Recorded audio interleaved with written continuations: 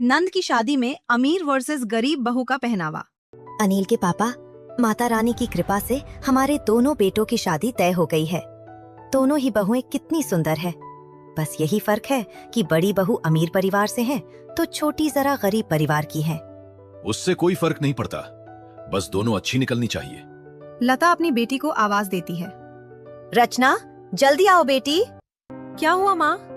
तुम्हारे भाई अनिल और पवन की शादी का मुहूर्त दिवाली के बाद का निकला है। अब हमें तैयारियां शुरू कर देनी चाहिए। ये तो बड़ी अच्छी खबर है। मैं अपने दोनों भाइयों की शादी के लिए खूब अच्छे अच्छे कपड़े खरीदूंगी। इकलौती बहन जो हूँ। हाँ, खूब कपड़े खरीदना। अभी तो चलो मेरा हाथ बटाओ। समय बीतता है और अनिल की शादी अमीर परिवार की लड़की मोना से और पवन की शादी गरीब परिवार की लड़की गौरी के साथ हो जाती है। दोनों बहुओं का घर में स्वागत होता है।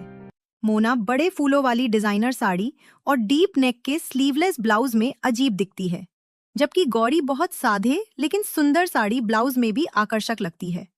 घर के अंदर आते ही मोना कहती है, मैं तो बहुत थक गई हूँ, मुझे अपना कमरा दिखा दो, मैं सोने जा रही हूँ। अभी थोड़ी देर यहीं रुको बहू, सभी बड़े लोग अभी यहीं बैठे हैं। आप लोग बैठिए ना उनके साथ, मुझे सोना है। लता समझ जाती है कि मोना मानेगी नहीं। वो रचना से उसे कमरे में छोड़कर आने के लिए कहती है। रचना, बड़ी भाभी को उनके कमरे में छोड़कर आओ, वो बहुत थक गई है, आराम कर लेगी। जी माँ। मोना किसी की परवाह किए बिना अपने कमरे में चली जाती है, जबकि गौरी सबके साथ वहीं बैठी होती है। लता की बहन राखी की बहू सुजाता गौरी से बातें करती हैं। तुम्हारी साड़ी बहुत सुंदर है और ब्लाउज की डिजाइन भी स्टाइलिश लेकिन सोबर है। किससे बनवाया है? ये मैंने ही स्टिच किया है। वाओ, बहुत सफाई से सिला है। शादी के हर फंक्शन में तुम्हारे कपड़े बहुत सुंदर थे। तुम्हारे ड्रेसिंग सेंस से तो मैं काफी इम्प्रेस हो गई हूँ। तुमने सीखी है सिलाई? मेरे पिताजी दर्जी है, मैंने उन्हीं से सिलाई सीखी है। अब मेरा हाथ काफी अच्छा बैठ गया है। हाँ, वो तो दिख ही रहा है। अब मैं जब भी आऊंगी ब्लाउज पीस लेकर आऊंगी। तुम मेरा ब्लाउज भी बिल्कुल ऐसे ही सिलना। हाँ, बिल्कुल सील दूंगी। सुबह मोना लेट उठती है और नहा धोकर अपने कमरे से बाहर आती है। मोना, तुम्हारी ड्रेस कितनी टाइट है, बिल्कुल अच्छी नहीं लग रही है। अभी सब मेहमान हैं तो साड़ी पहन लो। माँ जी, ये डिजाइनर ड्रेस है। मेरी मम्मी ने अपने हाथों से मेरे लिए इसे डिजाइन किया है। लगता है आपको डिजाइनर ड्रेसेस के बारे में ज्यादा नॉलेज नहीं है। इतना कहकर मोना सबके साथ जाकर बैठ जाती है। सभी को उसकी ड्रेस अजीब लगती है। दीपा, ये मोना बहू ने कैसे कपड़े पहने? शादी का दूसरा ही दिन है और साड़ी की जगह ये तंग सी ड्रेस कितनी अजीब लग रही है। सही है, लेकिन जरा गौरी बहू को तो देखो, सादे से साड़ी ब्लाउज में कितनी सुंदर लग रही हैं। औरतों की बातें मोना भी सुन लेती हैं। इन पुराने जमाने की औरतों को आजकल के फैशनेबल डिजाइनर कपड़ों की क्या ही समझ होगी, इसलिए तो ऐसी गमारों जैसी बातें कर रही है। कुछ दिन बाद संक्रांति का त्योहार आता है। मोना, ये लो 5,000 रुपए और गौरी ये 1,000। तुम दोनों अपनी पसंद के कपड़े खरीद लो। शादी के बाद पहला त्योहार है ना तुम दोनों का। आपने हम दोनों को सोच समझकर पैसे दिए हैं माँ जी। गौरी के साधारण कपड़े तो 1,000 रुपए में आराम से आ जाएंगे, लेकिन मुझे तो और पैसे लगेंगे। मैं तो आज ही शॉपिंग करने जाऊंगी। ठीक है, लेकिन अपने साथ रचना को भी लेकर जाना, वो भी तुम्हारी तरह डिजाइनर कपड़े खरीदना सीख जाएगी। मोना रचना के साथ कपड़े खरीदने एक बुटीक में जाती है। देखो रचना, कितनी सुंदर ड्रेसेस हैं यहाँ पर। ये ड्रेस कितनी सुंदर है, मैं इसे पहनकर आती हूँ। ये तो आप पर बहुत सूट करेगी मैडम। सच में महंगे डिजाइनर कपड़े पहनने का अपना ही मजा है। मैं भी अब ऐसे कपड़े खरीदा करूंगी। मोना जो ड्रेस पहनकर आती है वो बहुत टाइट होती है और उस पर बिल्कुल भी सूट नहीं करती। बुटीक वाली की मीठी बातों में फंसकर वो कुछ ड्रेसेस खरीद लेती है। उधर घर पर, माँ जी, ये लीजिए 500 रुपए। ये किस बात के पैसे हैं बहू? माँ जी, ये आपके ही पैसे हैं। मैंने अपने लिए 500 रुपए में एक साड़ी खरीद ली, जिस पर डिजाइनर ब्लाउज सिलवा लूंगी। अपने पास मशीन होती तो मैं खुद ही सिल लेती, पैसे भी बच जाते। गौरी की समझदारी देखकर लता खुश तो होती है, लेकिन उसे जताती नहीं है। ठीक है, जाओ और खाने की तैयारी करो। एक बार ममता के यहाँ उसकी ननद रमा और उनकी बेटी साधना आती है। मामी जी, आपके पड़ोस में जो नई बहू है वो कितने सादे और सुंदर कपड़े पहनती है, कितना जचते हैं उस पर। हाँ, वो लता की छोटी बहू गौरी है। उसकी बड़ी बहू भी है मोना। चलो आज मैं तुम्हें मिलाकर लाती हूँ। शाम को ममता रमा और साधना के साथ आती है। लता, ये मेरी ननद रमा और ये उनकी बेटी साधना है। तुमसे और तुम्हारी बहुओं से मिलना चाहती थी, सो ले आई हूँ। बड़ा अच्छा किया तुमने, इस बहाने तुम भी आई तो सही। मोना, गौरी बाहर आओ। आवाज सुनकर गौरी आती है और रमा और लता के पैर छूती है। उसने गुलाबी रंग की सूती साड़ी पहनी होती है। बड़ी प्यारी हो, तुमसे मिलने का बहुत मन था हमारा। ममता ने इतनी तारीफ जो की थी तुम्हारी। टाइट वन पीस में आती मोना गौरी की तारीफ सुन लेती है और नमस्ते किए बिना लता के साइड में जाकर बैठ जाती है। रमा और साधना भी उस पर ध्यान नहीं देती। गौरी भाभी, मैं तो आपकी फैन हो गई हूँ। मैं रोज आपको देखती हूँ। आपके कपड़े बिल्कुल भी महंगे नहीं होते हैं, लेकिन आपका ड्रेसिंग सेंस, कलर चॉइस और डिजाइन्स बहुत ही सुंदर और डिसेंट होता है। कहाँ से स्टिच करवाती है आप? ये सब तो मैंने और मेरी मम्मी ने सिले हैं। वाह भाभी, आप तो बहुत टैलेंटेड हो। गौरी की तारीफ सुनकर मोना जल बून जाती है। इस गवार में न जाने सबको क्या दिखता है कि इसकी तारीफ के पुल बांधते रहते हैं। मेरे बुटीक वाले मॉडर्न डिजाइनर कपड़ों के सामने इसके साढ़े सस्ते कपड़ों की कोई औकात नहीं है। फिर भी सब इसके कपड़े ही पसंद करते हैं। मुझे कुछ तो करना पड़ेगा। मोना बेचैनी से कमरे में चक्कर काटते हुए सोचती है और फिर एक प्लान बनाती है। मैं ऐसा करती हूँ कि रचना को अपने साथ कर लेती हूँ और हम दोनों मिलकर गौरी का जीना मुश्किल कर देंगे। लालची रचना को अपने साथ मिलाने में मुझे ज्यादा मुश्किल नहीं होगी। मोना रचना को बुलाती है। हाँ भाभी। आओ रचना, ये देखो, मैंने तुम्हारे लिए ये 2 डिजाइनर सूट लाए हैं। वाह भाभी, ये मेरे लिए है। हाँ, तुम्हारे लिए है। थैंक यू मेरी प्यारी भाभी। मैं तुम्हें खूब अच्छी अच्छी चीजें और बहुत सारे डिजाइनर कपड़े खरीद कर दूंगी। मम्मी के यहाँ जाऊंगी तब उनसे भी तुम्हारे लिए बहुत सारे ड्रेसेस बनवा कर लाऊंगी। लेकिन मुझे भी तुमसे एक फेवर चाहिए। मैं आपके लिए क्या कर सकती हूँ भाभी? रचना, इस गौरी ने मेरी नाक में दम करके रखा है। अब देखो ना, मेरे ड्रेसेस कितने अच्छे, महंगे और डिजाइनर होते हैं, लेकिन सब बस उस छिपकली की तारीफ करते हैं। मेरी तरफ तो कोई देखता भी नहीं है। हाँ, ये तो है। मुझे भी समझ में नहीं आता कि उनके सादे से कपड़ों में ऐसा क्या खास है। हम दोनों मिलकर गौरी को इतना परेशान करेंगे कि वो खुद ही तंग आकर इस घर को छोड़कर चली जाएगी। क्या कहती हो? मोना भाभी की हाँ में हाँ मिलाने में ही भलाई है। इनके साथ रहूंगी तो मुझे हमेशा अच्छी अच्छी चीजें और डिजाइनर कपड़े मिलेंगे। गौरी भाभी से तो मुझे बस ठेंगा ही मिलेगा। रचना मोना से हाथ मिला लेती है। अब दोनों गौरी को परेशान करने के मौके ढूंढने लगते हैं। अगले ही दिन उन्हें मौका मिल जाता है। मोना, गौरी, कल सुबह हमें माता रानी के दर्शन करने जाना है। तुम लोग 5 बजे उठ जाना। जी माँ जी। गौरी सुबह जाने की तैयारी करती है। वो रचना से पूछती है, रचना दीदी, आपके पास एक्स्ट्रा अलार्म घड़ी हो तो मुझे दे दीजिए। हाँ, ये लीजिए। गौरी थैंक यू बोलकर अपने कमरे में चली जाती है। रचना मोना के कमरे में जाती है। हमें गौरी भाभी को परेशान करने का अच्छा मौका मिला है। अच्छा, जल्दी बताओ। गौरी भाभी मुझसे अलार्म लेकर गई है। उनके सोते ही हम अलार्म बंद कर देंगे, जिससे वो सुबह जल्दी नहीं उठ पाएगी। अच्छा आइडिया है। गौरी के सोते ही दोनों दबे पांव जाकर अलार्म बंद कर देती है और सुबह गौरी की नींद नहीं खुलती। 6 बज गए। सब तैयार होकर आ गए, लेकिन गौरी और पवन अभी तक आए नहीं। मैंने कहा भी था कि सुबह जल्दी निकलना है। रचना, जाकर देखो दोनों तैयार हुए या नहीं। रचना देखती है कि गौरी के कमरे का दरवाजा बंद है तो वो खुश होकर वापस आती है। भाभी के कमरे का दरवाजा तो बंद है। मैंने उन्हें आवाज भी दी, लेकिन कोई रिस्पॉन्स नहीं मिला। लगता है सो रहे हैं दोनों। माँ जी, हम लोग तो निकलते हैं। उनके लिए रुके तो काफी देर हो जाएगी। अब तक तो हमें मंदिर पहुंच जाना चाहिए था। सही कह रही हो बहू, समय पर लौटना भी तो पड़ेगा। तुम्हारे बाबूजी को टाइम पर दवाई लेनी होती है। गौरी की नींद रोज के समय पर खुलती है। तब तक सब मंदिर से वापस लौटते हैं। मुझे माफ कर दीजिए माँ जी, मैं उठ नहीं पाई। आपने तो अलार्म लगाया था ना भाभी? लगाया तो था, लेकिन बजा ही नहीं। ये कहो कि तुम इतनी गहरी नींद में थी कि तुम्हें अलार्म की आवाज ही नहीं आई। चलो छोड़ो, कृपा करके अगली बार ध्यान रखना। अभी तो तुम सबके लिए चाय नाश्ते का बंदोबस्त करो। जल्दी जाओ। गौरी मुंह नीचे करके चुपचाप रसोई घर में जाती है। पवन को अच्छा नहीं लगता। वो लता से कहता है, माँ, आप हमेशा गौरी से ऐसे ही बात करती है। वो कोई अच्छा काम भी करती है तो कभी उसकी तारीफ नहीं करती। इतना कहकर पवन चला जाता है। मोना लता से कहती हैं, देखा माँ जी, भैया कैसे तरफदारी कर रहे थे और गलती होने के बावजूद उल्टा आपको ही दो बातें सुनाकर चले गए। ये आपके संस्कार तो नहीं है। जरूर गौरी ने ही आपके खिलाफ पट्टी पढ़ाई होगी भैया को। सही कह रही हो तुम। आग लगाकर मोना मन में खुश होती है।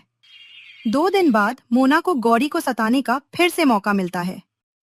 गौरी, तुम्हारे बाबूजी का फोन आया था। वो अभी थोड़ी देर में घर आ रहे हैं। तुम जल्दी से खाना बना लो, उन्हें बहुत भूख लगी होगी। जी माँ जी, अभी बनाती हूँ। ये कहकर गौरी खाना बनाती है। मोना सारी बातें सुन लेती है और खुश होती है। अब आएगा मजा। मोना और रचना रसोई घर में जाती है और गौरी से कहती हैं, भाभी खाना बन गया? हाँ, बन गया। तुम जाओ और फ्रेश होकर आओ। थोड़ी देर पंखे की हवा खा लो। गौरी को मोना के प्यार से बोलने पर हैरानी होती है, फिर भी वो चली जाती है। मोना दाल और सब्जी के कटोरे नीचे गिरा देती है और वहाँ से निकल जाती है। गौरी बहू, तुम्हारे बाबूजी आ गए हैं, जल्दी से खाना लगा दो।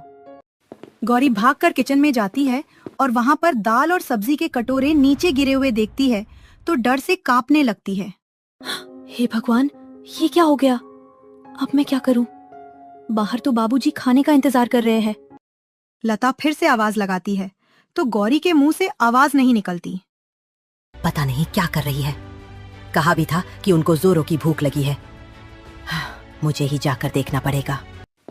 लता किचन में आती है और वहाँ का हाल देखकर अपना सिर पीट लेती है। बहू, थोड़ी सी भी अकल नहीं है क्या तुम में? एक नंबर की निकम्मी हो तुम। कुछ नहीं आता है तुम्हें। तुम तो गवार हो, गवार। अब बाबूजी को जाकर तुम ही जवाब दोगी। उस दिन गौरी को सभी से बहुत डांट पड़ती है। वो रोती है तो पवन उसे समझाता है। कोई बात नहीं गौरी, ऐसा हो जाता है। तुम किसी भी बात को दिल पर मत लगाना। मुझे डांट पड़ी, इस बात का मुझे बुरा नहीं लग रहा है। बुरा इस बात का लग रहा है कि मेरी वजह से सबको परेशानी हो रही है। चलो अब जाने दो। मुझे भी इस बात पर हैरानी हो रही है कि तुम जैसी सगुन लड़की ऐसी गलतियां कैसे कर रही है। एक दिन रचना को देखने लड़के वाले आने वाले होते हैं। कल रचना को देखने लड़के वाले आने वाले हैं। गौरी, तुम अच्छा सा खाना बना लेना। एक बात का खास ध्यान रखना बेटी, वो लोग शुद्ध शाकाहारी है और कल तो गुरुवार भी है, उनके गुरुजी का खास दिन। पूरा खाना बिना प्याज लहसुन के ही बनाना। जी बाबूजी, मैं ध्यान रखूंगी। दूसरे दिन गौरी मेहमानों के लिए खाना तैयार करती है। मोना चुपके से रसोई में जाती है और पूरे खाने में लहसुन का पाउडर मिला देती है। मेहमान खाना खाने के लिए बैठते हैं। बहन जी, खाने में प्याज लहसुन तो नहीं है ना? गुरुवार को हम प्याज लहसुन खाना तो दूर, छूते भी नहीं है। बहन जी, मैंने खाने में प्याज लहसुन ना डालने की सख्त हिदायत दी थी। आप बेफिक्र होकर खाइए। लता की बात सुनकर लड़के वाले खाना खाने लगते हैं, लेकिन एक निवाला मुंह में डालते ही चंदा जोर से चिल्लाती है। बहन जी, ये कैसा भद्दा मजाक है? मैंने कितनी बार कहा था कि हमारे खाने में प्याज लहसुन नहीं पड़ना चाहिए, फिर भी आपने मिलाया। बहन जी, आपको गलतफहमी हुई है। इस खाने में प्याज लहसुन बिल्कुल नहीं है। बहन जी, इसमें लहसुन का स्वाद आ रहा है। आप खुद चक्कर देख लीजिए। आप लोगों से ऐसी उम्मीद नहीं थी।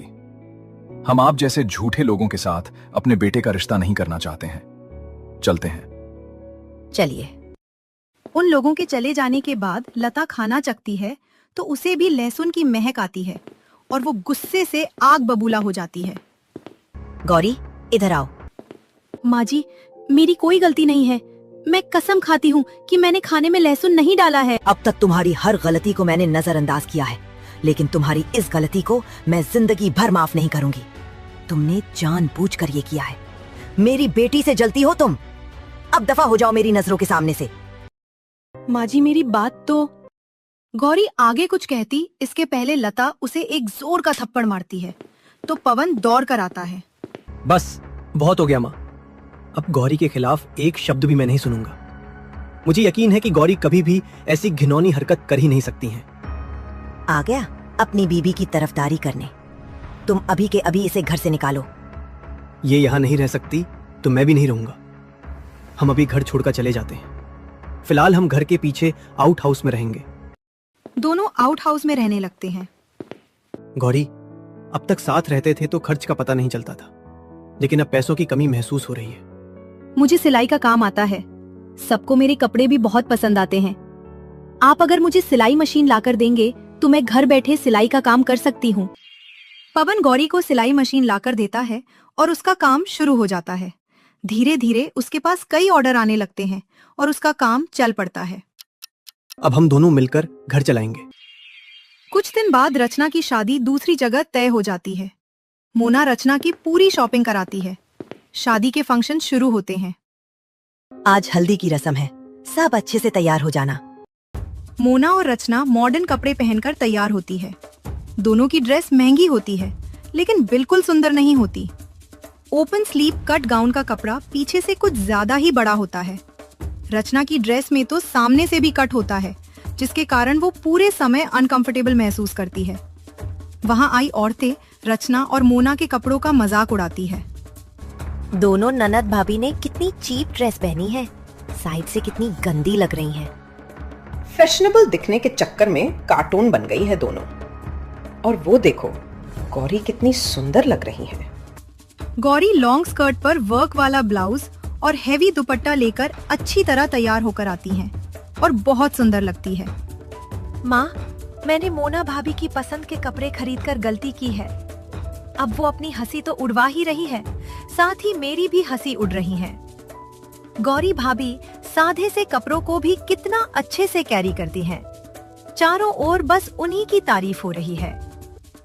मोना ने केवल कपड़ों पर लाखों रुपए पानी की तरह बहा दिए, फिर भी सब कितनी बुराई कर रहे हैं। माँ, कल मेहंदी है। मैं सबसे सुंदर दिखना चाहती हूँ।